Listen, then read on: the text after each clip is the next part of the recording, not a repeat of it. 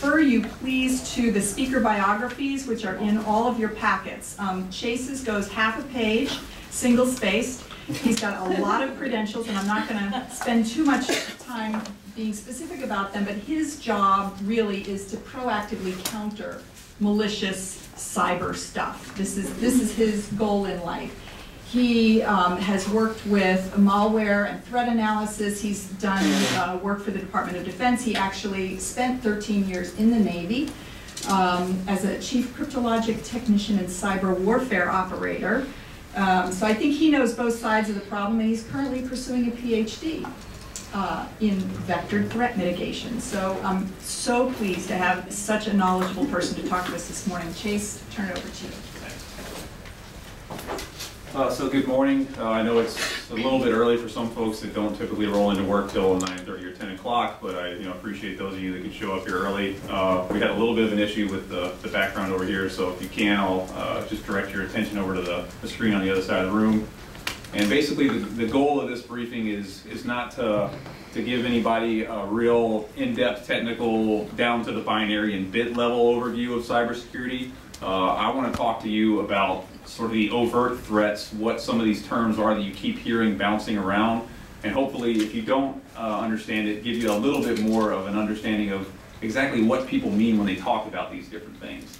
And as I'm going through, if you have a question that comes up, don't hesitate to ask, but if you can hold till the end, that's great. But again, if you've got something that just pops in your mind that you want to talk about, please just let me know, and we'll go there. So like she was saying, I'm the Chief of Cyber Analytics for Decisive Analytics Corporation, and basically my goal there is to bring in the different sort of understanding and threats, analysis and mitigation factors that we hope to implement out there on the nether regions of the internet to try and counter some of this threat. So we're going to talk about the 3 Ds. Pretty much, you may have heard General Clapper a while ago used to talk about the 3 Vs when it came to intelligence.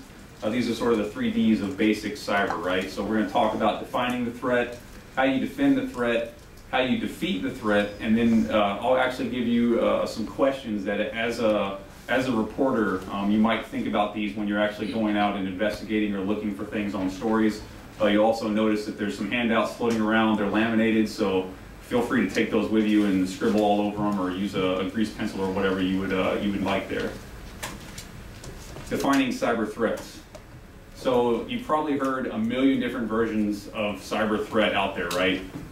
You've heard of malware, you've heard of binary executables, you've heard of Wi-Fi hacking, social engineering. There's just this myriad of different things that are actually referenced as cyber threats. But if you really break it down, in my mind, it comes down to 3 sort of different vectors, right? You have social engineering, you have malware exploits, and you have insider and hidden threats. Now, if you talk to 7 different cyber people, you'll get 7 different versions of what they think these 3 sort of overt categories are. I'm the one talking right now, so these are sort of the three basic premises of what we'll look at here. And I'll give you a little rundown on why I think that these are sort of the larger categories. So social engineering, everybody's probably heard of this in some form or fashion, right? It can be something as simple as somebody who's not actually at your help desk calling up and saying, "Oh, are you aware that you have a problem on your system?" And you go, "Well, yeah, I sort of noticed that it was running a little weird." "Well, let me have your password and I'll fix it for you." Believe it or not, that actually works a lot of times. I used to do some red team pen testing, and the first thing that I did when I got to a site was I hopped on the phone. I didn't fire up my laptop and all my nifty hacking gear and all the stuff I carry in my backpack. I just picked up the phone and started calling people.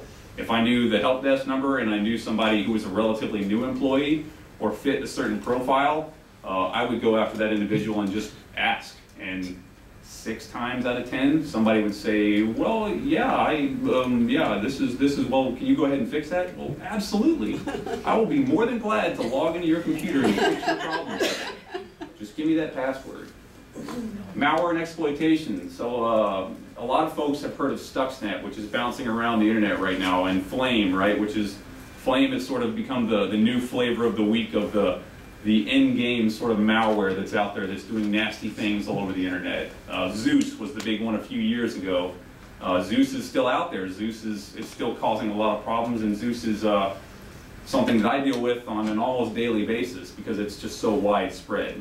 Flame and Stuxnet are some very, very tailored, very well-built, very highly engineered pieces of malware and exploitation, but they're stuff that takes years of practice and lots of research and initiative to build. You don't have to be a developer or a coder to come up with your own exploit. I've actually written a few exploits of my own that floated around for a while and wound up with their own signatures, and I'm not a coder. I have zero background in programming. Insider and hidden threat. So employee gets fired and downloads company information into payspin. This happens quite a bit. There's also a lot of talk, I'll talk a little bit too, about cyber espionage and people that have actually been put in and done some of the sort of human operations to get stuff out to the internet. Now, if you fire somebody, how many people have quit a job and then you've left your organization, and did they ever actually kill your account that you left? Did they shut down everything that you had access to? Or did they just like let you walk out the door and pay your last paycheck and you went on your merry way to do whatever you were going to do next? You might still have access to that system.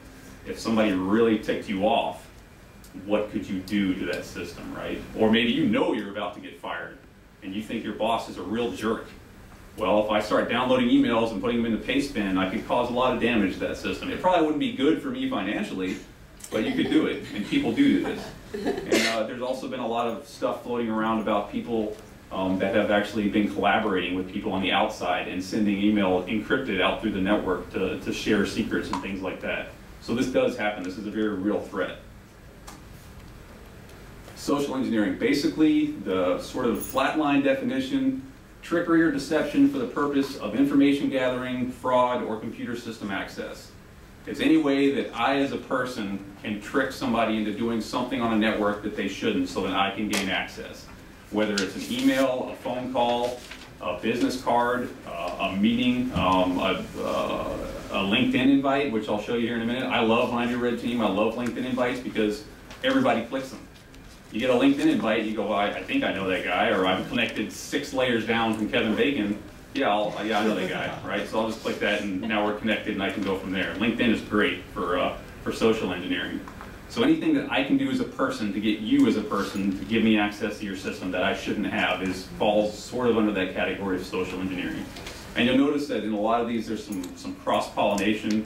When you start throwing exploits in with social engineering and you start talking about insider threat with exploits, it can go back and forth either way, but again, these are sort of the overt, large categories of the threat. This is stuff ripped right out of the headlines. Has anybody ever heard of Stratfor? Stratfor was recently hit pretty hard. The interesting thing that happened was the email that came to the guy that clicked the Excel spreadsheet, the email actually came from behind the firewall. So it was an email that came internally, and who would not open an email from someone in their network? If you got an email from your boss, you would open it, right? I mean, my boss is around here, I would open it, because if I didn't, something bad would happen. And this is perfect social engineering. If I can get behind your firewall and start firing off emails with attachments in it, guaranteed I'm going to cause hate and discontent on that network. This poor guy got an email from somebody in his organization. It had an Excel spreadsheet, and it said something along the lines of budget for 2012 or 2011. He's high up. Yeah, he wants to look at the budget, brings it up, and when he runs it, there's nothing in the spreadsheet. It's just blank.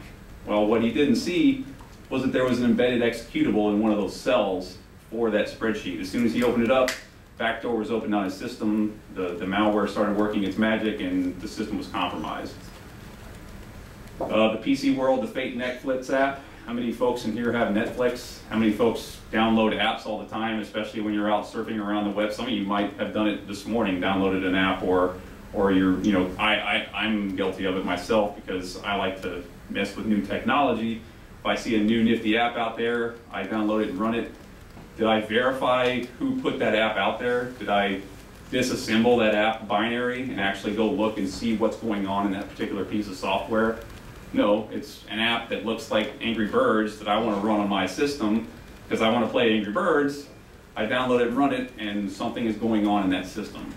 If I email you an app and you run it, it's another example of social engineering. So this stuff happens quite a bit. There's the LinkedIn invite, right? All those little HTML tags that are in there, you can do things to those HTML tags. You can embed stuff in those HTML tags. that can cause your system to get compromised. How many LinkedIn invites do people click on in a given week? 10, 20, 50 maybe? I mean, it just depends. You know, visit your inbox from this person, adjust your message settings. Any of those things can have something embedded on that particular link. And you, as the user, are not necessarily aware of what that is.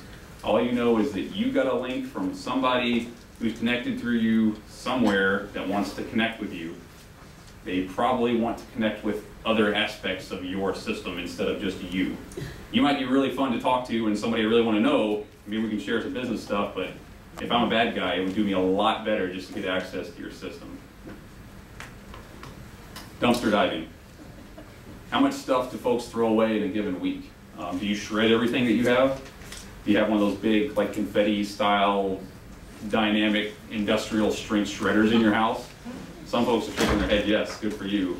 Some folks might feed it to their dog. You know, there's lots of different ways of disposing of this material. I burn everything in my house. It drives my spouse nuts that I constantly have a fire going, but but I burn everything. I don't even bother shredding it because I'm a little bit paranoid. It takes a lot of work to disassemble that, to reassemble that stuff, but if it's of value, they'll go after it. So think about everything that you have, that you get, that's mailed, that has some piece of identifiable information that somebody could use and actually reassemble it. I run a password construction program that I actually use when I do red team events, where if I can gather enough PII information about you, enough identifiable information, your name, your birth date, your spouse, your kids, your dog, anything off of Facebook, I'll take that, put it into my program and run it, and probably 70% of the time I will generate a password that's for one of your accounts. And that's just a program that I modified that works pretty dang well. Even if you've got 8 and 10 and 12 character passwords with scrunches and tildes and all that other stuff in it, it's a program, it's a computer piece of code. You can modify it to make it work. So think about all that information that's floating around that you've thrown away recently. You don't need to go home and start burning everything in your house, but you know, just this is an aspect that folks will go after to get information to set up that sort of hack. Acting like a superior on the phone. Kevin Mitnick was great at this. Kevin Mitnick was one of the guys who was sort of the godfather of social engineering, and he was great about going to a company, finding out who the most junior employee was, and calling him up from the boss's telephone and screaming at him and telling him that he needed access to their system right now because they needed to fix something. If you just got a job a week ago and your boss calls, screams at you and says he needs the password to your system, you're probably going to let him have access to that network. I was in the military for a long time, and when we used to do red team events on other stuff, I would pick up the phone and call somebody and say, this is Chief so-and-so, I need to fix your system right now, there's a virus, blah, blah, blah, whatever, give me your system, give me your password, I need to RDP to it. And folks would do it. And it's just that's just what happens, that's human nature. Just like if you go to the car dealership and the guy gives you a pen, well, he gave you a pen, so now you've got his pen and you have to think, well, he gave me something, so I at least have to hear him out, and 6 hours later you're buying a car that costs $10,000 more than you wanted, right? Phishing. Lots of folks have heard about phishing. So what is phishing? It's acquiring information, usernames, passwords, SSN, by masquerading as a trustworthy entity. This one's pulled right off of some of the Nigerian scams. Has anybody ever got an email from their rich Nigerian uncle who just happens to want you to pay the tax to transfer the money back to you that you've been awarded in Nigeria for some reason, even though you've never been to Nigeria per se? This worked quite a bit, honestly. My uncle got hit with something like this, and he thought he'd won the lottery. And he gave him his social security number and his bank account, and little did he know that soon enough his stuff would be funneling its way out to servers overseas. Phishing does not have to be quite this overt. It can be much more tailored. Again, you can tie this with other aspects of hacking. I could put embedded executables into a phishing email. I could put attachments onto it. I could just try and siphon stuff off of that. If most folks have got a Facebook account, how locked down is your Facebook account? How much information about you is on your Facebook and your Twitter and everything else that's your digital profile that everybody on planet Earth can look at? and think about, could somebody use that information to reconstruct something that I have access to? That's what phishing actually is part of. If I can go after the information, build that profile, and figure out how I can get at that system or use you to get at that system, I'm leaping through the network. Spear-phishing, form of phishing for targeted specific users, and trojans. Basically, these are going to sneak in under the network security posture. And again, trojans are probably a little bit more flavored towards malware and exploitation, but usually you see trojans tied to spear-phishing emails because they want you to click on something and that trojan is just going to do what it does and sneak in and give them access to that system. A lot of times, trojans won't do anything to a network. They just open up a port. They just open up a door so that later on I can upload something else to the network. I can set up a callback, shovel a shell back, anything that you can do to get access to that system. Well, some folks call them droppers.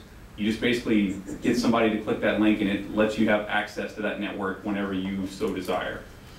Spear-phishing, if you're really going after somebody of importance, there was quite a bit of information going around for some of the really high ups at Stratfor. The guy that got hit there was actually a C-level executive, and they targeted him pretty hard.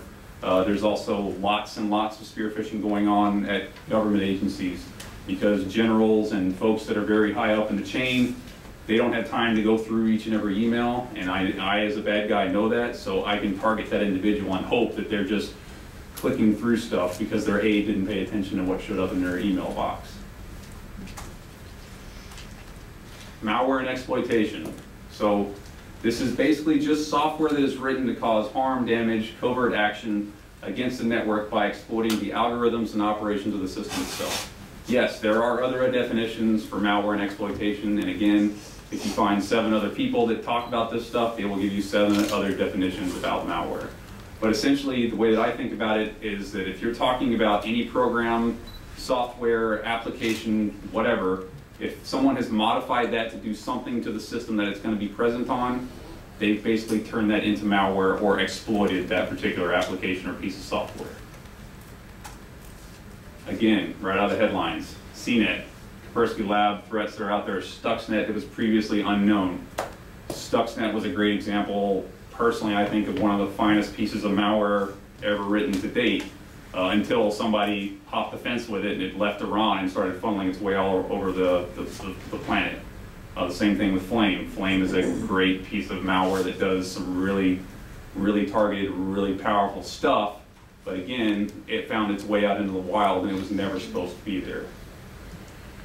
The Zeus variant targets Facebook and Google users. You might have heard of KubeFace and some of the other groups that were out there with this. There's actually people out there that have nothing else to do but write malware and exploitations. They get paid for it. So if they can come up with a new version of Zeus or an update for Zeus or a modification of something that will work on other systems, they'll fire it off and they'll let it actually go out there and they sell it on the underground. It's not really hard to modify a piece of software to do things that it shouldn't. I've known guys that are really good at coding and they can modify an exploit or modify a program to make it exploitable in half an hour, 45 minutes maybe, and that's if they're bored. It's really just not that hard because all you have to do to modify a program to make it do something that it shouldn't is just find out where things don't add up, because computers are binary, right? 1 and 0. If a 0 doesn't follow a 1 at one particular instance, that system is now, that piece of software is now available to be compromised or exploited. What is a zero-day? Zero-day is an exploit, but everybody's probably heard about a zero-day. A vulnerability for which there's no remedy either due to its new discovery or lack of industry understanding. Everybody knows Microsoft does Patch Tuesday, right? Well, from the day that system or that piece of software is found out that it's got something wrong with it, you've got at least 6 days that's floating around in the wild for everybody on the planet to go figure out how to exploit it. Because is anybody familiar with the National Vulnerabilities Database or how Microsoft sort of publishes these things? So when Microsoft finds out there's something wrong with a piece of software, what do? They put it on the internet. They say, hey, this is our program, this is our piece of software, we're Microsoft developers, and we're going to let you know that this program has this problem with it because they're doing the right thing, right? They want everybody to know about it. Unfortunately, when you let everybody know about it, you let everybody that's bad know about that too. So now you've just told everybody on planet Earth that wants to mess with a piece of software that, bingo, there it is. I don't need to go mess with all these other programs. Microsoft just told me what's wrong with this piece of software. So they have 6 days before that thing is patched to go out there and mess with it. And that's before Microsoft releases the patch. How many systems are on a typical network? 1,000, 10,000, 500, 7,500? How many administrators run those networks? 1 or 2 or 3? And how many patches do they have to update to keep up with that? Think about the numbers that keep rolling up here. It may be 6, 9, a year before that thing actually gets patched. And that whole time, that zero-day vulnerability has been sitting there floating on that network. And there's stuff been rolling around that's being written for that particular piece of exploitation. Interesting stuff. I've done red team events in the past where I found systems that hadn't been patched in 4,000 days. That's a lot of time. Not patched. And I mean just out of the box, somebody needed to do something, they stuck it in the network and they said, this will do this, so let's just leave it there. And we don't want to patch it and unplug it, because when we do, it's going to go down and people are going to get mad, so let's just hope it stays there and does what it's going to do.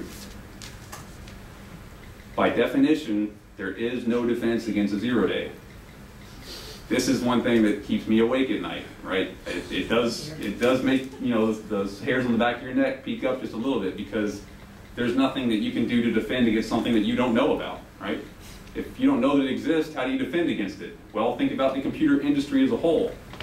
How many applications get released in a given day? How much code is written in a given day that just goes out there and people say, here it is, this is a cool program, go use it. If no one knows about what's wrong with it, it is a zero day, and it is there to be exploited. What is a worm? It's a program designed to crawl through the network. There was a few worms back in the early, well, mid to late 90s that basically would just go after a system, find out where they could hit, and then they just crawled through to the next point. A worm does not necessarily have to have anything malicious about it, but it just crawls through the network looking for the next available spot that it can actually get to, do something possibly, or just sit and reside and maybe let things be open on the backside. I like that this guy is chewing up that computer, but he probably should be chewing up 3 or 4 computers at once. Cache poisoning. It's changing a server's DNS settings, which lead to an exploited page or compromise. On Monday, DNS changer went down, right? Everybody probably got those emails that said, if you're infected with DNS changer, you know, set your hair on fire because you're going to lose internet access on Monday. The world is coming to an end. It's really not that bad, but DNS changer did go down. And what DNS changer basically did was it modified the DNS settings on your system. So when you went out to look for a particular site, you didn't really go to that site. You went to something else that somebody put in place. Maybe you were going to look at Google and you got to redirect to something else. It's really, really easy to modify some of those settings on DNS on a system, on a particular host, to do things that it shouldn't. Botnet. This is a really popular term. It's a group of computers used as zombies to accomplish an action. Basically, a botnet is going out, exploiting different systems, building up hosts, then tying those hosts together so that they communicate, and using those hosts to accomplish a common goal.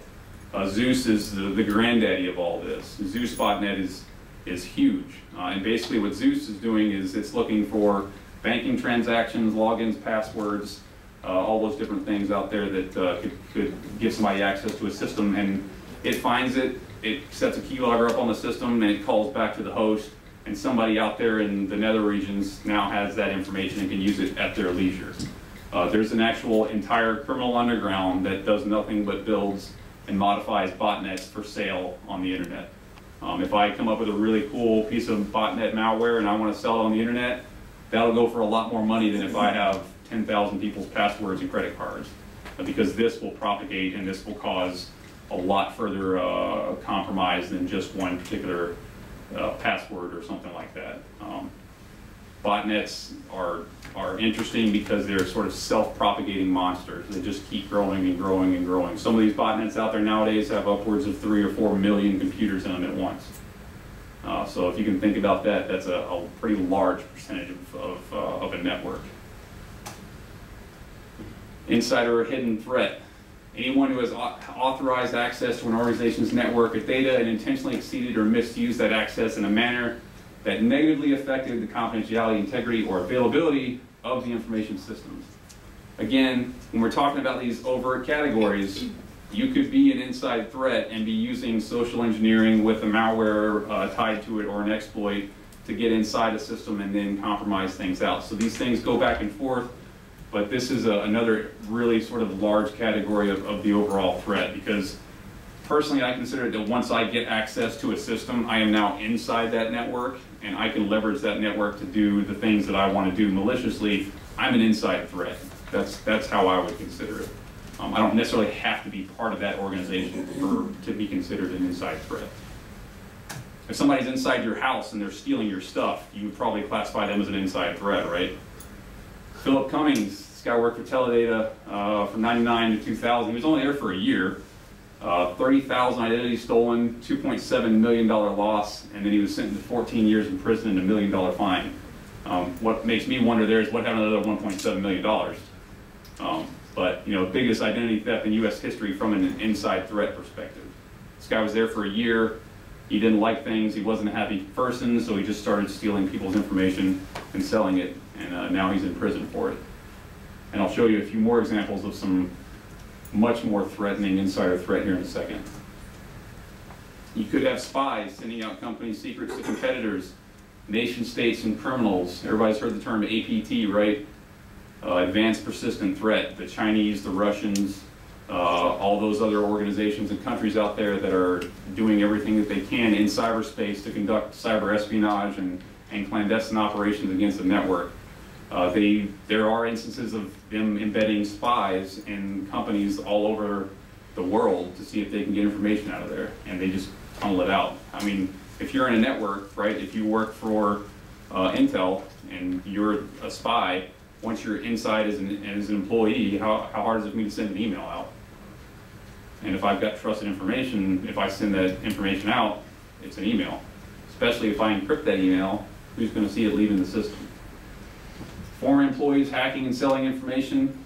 There's a ton of different cases of this. People that have basically just got fed up with their job, their boss is a jerk, their wife left them, their dog got run over, you know, God only knows what happened, but they've had a bad time and they've decided that they're going to take it out on the company, so they start selling that information. Maybe they just get really upset and post it on Pastebin, or they just put it on the internet and say, my company's bad, my boss is mean, this is everything that we have for the next fiscal year. Hacktivism. Lots of folks have heard of Anonymous and LulzSec and some of these other groups. Hacktivists are a really interesting side, because do you know if you have an hacktivist in your organization? Probably not, because you don't really want to be known if you're a member of Anonymous. Thus the anonymous part, right? And good employees making errors. Unfortunately, good people do bad things, right? If somebody just gets a link and clicks on it and it compromises your system, they didn't wake up in the morning and put on their malicious hat and say, I want to go in and cause hate and discontent on my network. They just happened to not know what they were doing and clicked the link, and now they've compromised the system as a whole. Maybe it's no big deal and you can plug that hole and go from there pretty quickly. Maybe it's not, and you wind up losing tens of millions of dollars, and the Chinese have stolen your information, and God only knows. But it happens all the time. If you've got parents, which pretty much everybody does, sooner or later you're going to get a call and say, I did something, I clicked on this, and now it's telling me I have to pay these guys for my virus update. That's just making an error. You didn't mean to do it, but you were doing all the right things, and sure enough, you caused that system to get compromised. So how do you defend against all these things? It's sort of an interesting idea that cyber threat and cyber threat defense has basically fallen back to the old paradigm of a castle. Basically what it's done is people have realized that there's the Wild West out there, that you can't really do a whole lot to stop guys from lobbing stuff over the walls or from burning the moat or doing whatever they're going to do, but you can sure reside inside your defenses and hope that you can counter that threat from inside out. You can't go outside and do things, right? Just like you won't see people going back and hacking back at the hackers because it's not legal necessarily, and B, it's also very, very dangerous. You might not be hacking the hacker, you might be hacking grandma's computer. A firewall is a device or software that blocks internet connections based on a set of rules. Everybody should know what a firewall probably does or is. You've probably heard the term. You have a firewall on your personal computer, most likely. Your company has a firewall set up out there. It can be hardware or software based. And all it's doing is saying that these connections are allowed in, these connections are allowed out. If it doesn't fit that set of rules, it's not going through. Nothing more than a wall on a castle. In or out, that's it. A darknet is routed allocated IP space which no active services or servers reside. You may have heard the term darknet at some juncture in the past. A darknet is really nothing more than a bunch of IPs that are actually acting like IPs, moving information back and forth, but they don't really have anything running on them.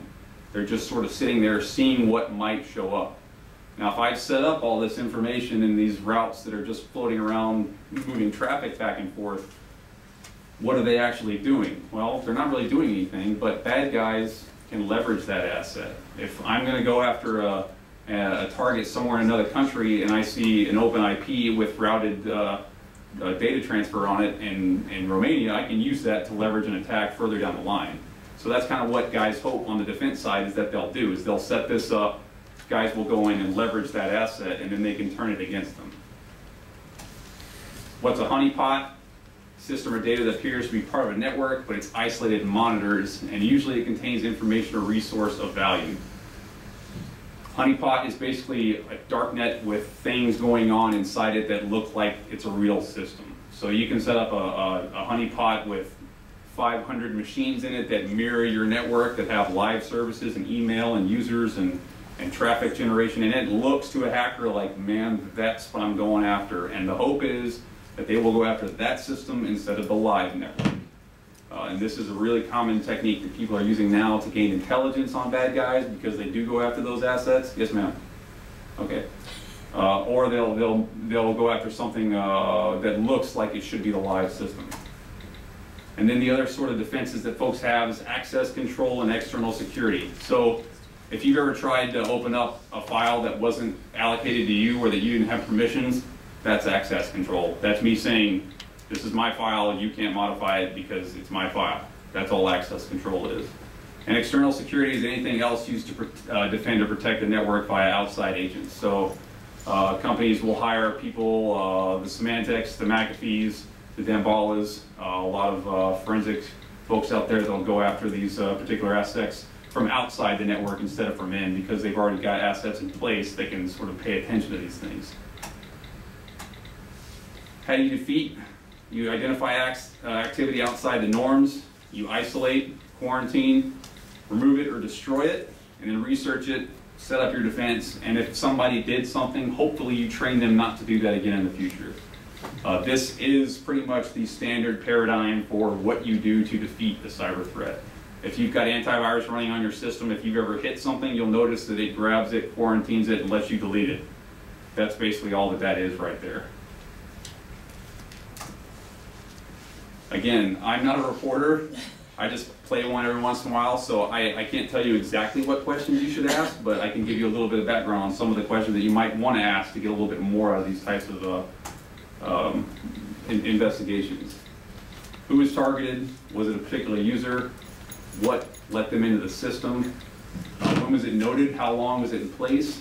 Did it progress? And are they sure that they totally fixed it? Which a lot of folks will tell you, yes, we're positive, we totally fixed this. Unfortunately, that's not the case. And these are all on your cheat sheets, so if you have any concerns about them, just please leverage those. I don't want to go too deep into the question cheat sheets because again, you guys have got them on your on the paper in front of you, so you can sort of go through those anytime you need. If you have questions about those, please ask me. That's what I'm here for, and my contact information is there as well. So let me know anytime that you have a question that you think somebody could help with, please.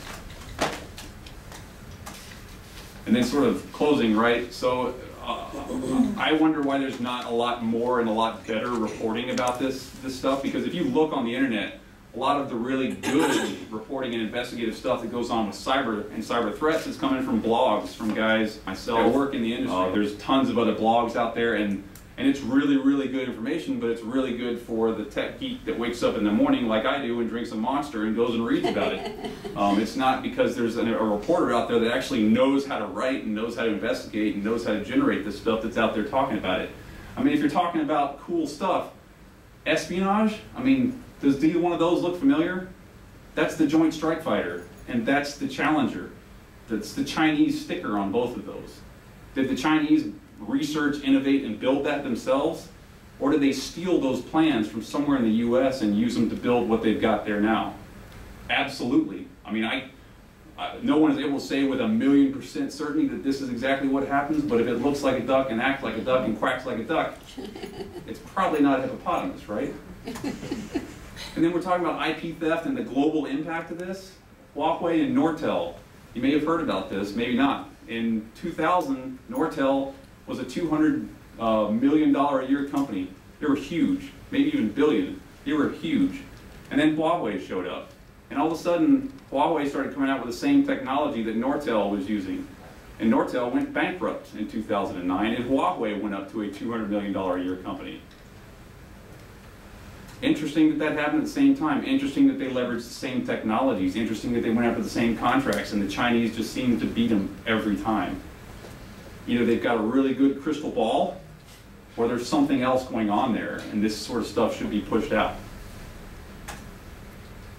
And if you're talking about the actual statistics and how big this stuff is going to get, think about the Black Death, right? The Black Death in less than 10 years infected all of Europe. A large percentage of the population of planet Earth died. Well, there was about 25 million people infected with the Black Death. And then there was about 20 million people infected with the Spanish flu in the early part of the century.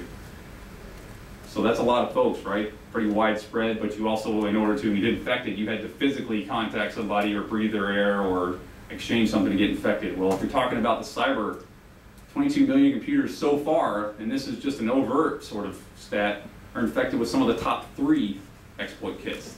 That's the top 3. That's not every exploit kit that's out there. The Internet of Things basically says that there are 3 internet devices, internet-capable devices on Earth for each human being. Think about yourself. You have a cell phone, an iPad, a laptop, you've got a CAT card with an ID chip in it, all that stuff. All that stuff can connect and talk, or at least be used as a leveraged asset for that type of stuff. Do you see where this is going? I mean, we're at this little bit of spec right now, what we know about, but think about where this is going in the next 5 years.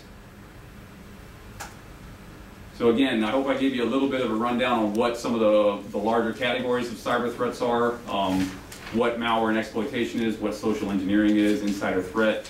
Again, if you have questions, please don't ever hesitate to contact me directly. I'll be glad to answer those for you. And my contact information is available. Yes, sir.